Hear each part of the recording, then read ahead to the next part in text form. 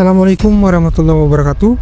Di video kali ini kita bakal ngebahas lagi salah satu tokoh atau ini ulama yang hebat di zamannya, Ibnu Taimiyah. Nama lengkap beliau Taqiyuddin Ahmad bin Abdul Halim bin Taimiyah. Lahir tahun 1263 Masehi atau 661 Hijriah di Harran yang sekarang Turki ya. Sebuah wilayah yang saat itu dilanda kekacauan akibat diserang bangsa Mongol.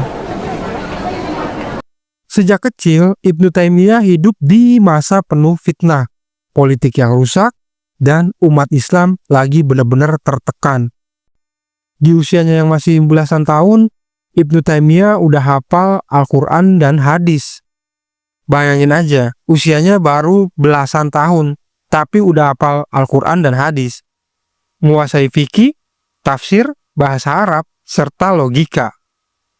Sampai para gurunya pun mengakui nih, daya ingat Ibnu Taimiyah itu luar biasa banget. Dan keberaniannya dalam menyampaikan kebenaran melebihi ulama di masanya.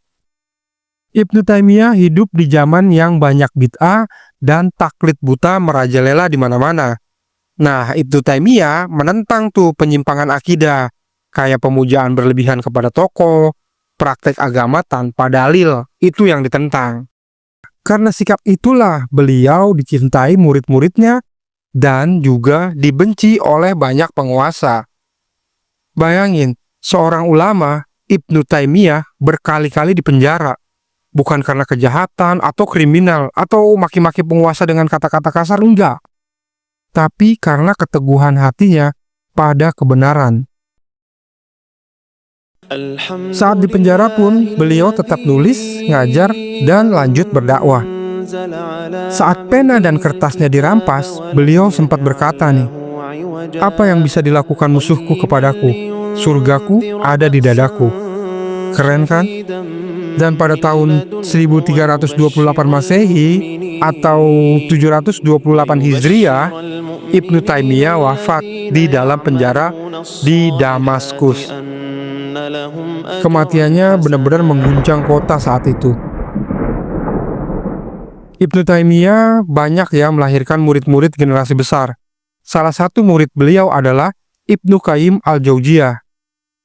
Hingga hari ini, pemikiran Ibnu Taimiyah masih dibahas, dikritik, dan dijadikan rujukan oleh para ulama besar dunia. Beliau ngebuktiin satu hal, ulama sejati nggak mengajarkan keselamatan diri, tapi keselamatan akidah umat yang lebih penting. Satu pelajaran sih yang gue ambil dari seorang ulama besar Ibnu Taimiyah, bahwa kebenaran nggak selalu buat kita aman bro, tapi tanpa keberanian menyampaikan kebenaran, umat bakalan tenggelam dalam kesesatan. Pertanyaannya simpel sekarang ya. Apa kita berani ngebela kebenaran walaupun sendirian?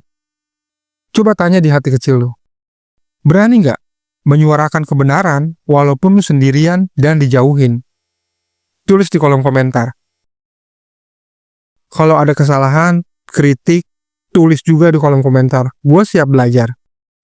Sampai ketemu di video-video selanjutnya. Wassalamualaikum warahmatullahi wabarakatuh.